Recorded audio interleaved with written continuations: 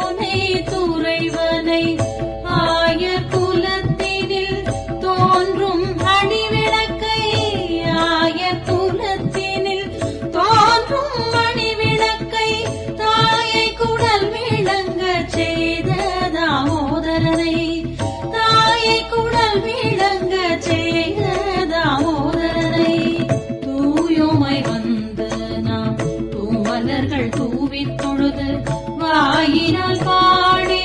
மனத்தினால் சிந்திக்க தூயோமை வந்து நாம் தூமலர்கள் தூவித் தொழுது வாயினால்